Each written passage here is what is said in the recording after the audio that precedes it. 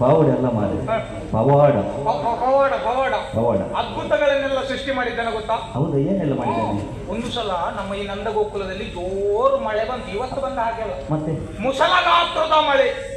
ಅಷ್ಟು ಹಾ ದೊಡ್ಡ ಮಳೆ ರಭಸವಾಗಿ ಬೀಳುವಾಗ ಇನ್ನೇನು ನೆರೆ ನೀರಿನಲ್ಲಿ ಎಲ್ಲ ಕೊಚ್ಚಿಕೊಂಡು ಹೋಗ್ತದೆ ಅಂತ ಹೇಳುವಾಗ ನಮ್ಮ ಕೃಷ್ಣಯ್ಯ ಓಡಿ ಬಂದು ಗೋವರ್ಧನ ಗಿರಿಯನ್ನು ತನ್ನ ಕಿರು ಬೆರಳಿನಲ್ಲಿ ಎತ್ತಿಟ್ಕೊಂಡ ಗೊತ್ತಾ?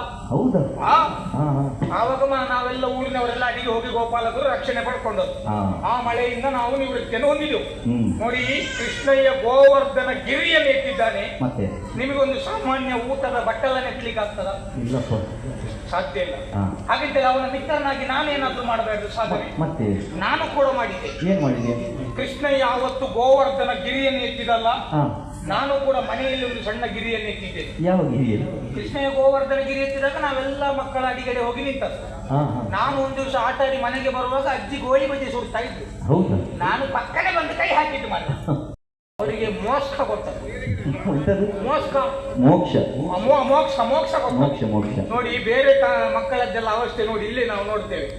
ಏನ್ ತೊರೆ ಮಾಡ್ತಾರೆ ಗೊತ್ತಾ ತಂದೆ ತಾಯಿಗಳಿಗೆ? ಅವರನ್ನು ಕೂತ್ಕೊಳ್ಳಿಸಿದೇ ಕಷ್ಟ ತಗೊಂಡು ಬಂದು ಅಲ್ವಾ? ಮತ್ತೆ ಸ್ವಲ್ಪ ಬೆಳೆದು ದೊಡ್ಡವರಾದಾಗ ನನಗೆ 2 ಚಕ್ರದ ಗಾಡಿ ಬೇಕು, 4 ಚಕ್ರದ ಗಾಡಿ ಬೇಕು, ಇದರಲ್ಲಿ ಹೋಗುದಾ ಹಾಗೆ ಹೀಗೆ ಅಂತ ತೊರೆ ಮಾಡ್ತಾರೆ. ನಾನು ಹಾಗೆ ಮಾಡ್ತೇನೆ ನನ್ನ ತಂದೆ ತಾಯಿಗಳಿಗೆ. ಹುಟ್ಟಿದ ದಿವಸವೇ ಮೋಕ್ಷ ಅವರಲ್ಲಿ. ಹಾಗಾದ್ರೆ ನಾನು ಬೆಳೆದದ್ದು ಹೇಗೆ? ಹಾಗೆ ಅಜ್ಜಿ ಸಾಕಿದಂತಹ ಪುಲ್ಲಿ, ಅಜ್ಜಿ ಸಾಕಿದ ಪುಲ್ಲಿ, ಅಜ್ಜಿಯ ಮೊಮ್ಮಗ, ಹಾಗೆ ಒಳ್ಳೆ ರೀತಿಯಿಂದ ಬೆಳೀತಾ ಇದ್ದೇನೆ. ಹೌದು. ಇದು ನನ್ನ ವಿಚಾರ. ವಿಜಯನದ್ದು. ನನಗೊಬ್ಬ ಆಪ್ತ ಮಿತ್ರನಿದ್ದಾನೆ. ಯಾರು ಮಾರ್ರೆ? ಕಟ್ಟಂಬಡೆಯ ನಾವೆಲ್ಲ ಗೋಪಾಲಕರು. ಹೌದು, ಪಕ್ಕದವರು ಗೋಪಾಲಕರು ಚಟ ಮಾಡಿದ್ದಾರೆ. ಗೋಪಾಲಕರು ಏನ್ ಧರ್ಮ ಕೊಟ್ರೆಲ್ಲ ಕಟ್ಟಂಬಡೆ ಎನ್ನುವ ಪ್ರಶ್ನೆ. ಹೌದು ಹೌದೌದು. ಎಣ್ಣೆ ತಿಂಡಿ ಯಾವ್ದು ಬೇಕಾದ್ರೂ ಆಗ್ತದೆ. ಹೌದು ಹೌದು. ಮತ್ತೆ ಧರ್ಮಕ್ಕೆ ಸಿಗಬೇಕು ಅಷ್ಟೇ. ದುಡ್ಡು ಕೊಟ್ಟರೆ ತಿನ್ನೋದಿಲ್ಲ. ಹೌದು. ದುಡ್ಡು ಕೊಟ್ಟು ನಾವು ದುಡ್ಡದೆಲ್ಲ ಅದಕ್ಕೆ ಹೋಗ್ತದೆ ಮತ್ತೆ. ಹಾಗೆ ಸ್ವಾಮಿ, ಇದು ನನ್ನ ವಿಚಾರ ಹೇಳಿದೆ. ನನ್ನ ಆಪ್ತ ಮಿತ್ರ ಯಾರು? ಅವನ ಹೆಸರು ಕೃಷ್ಣಯ್ಯ ಅಂತ. ಕೃಷ್ಣಯ್ಯ.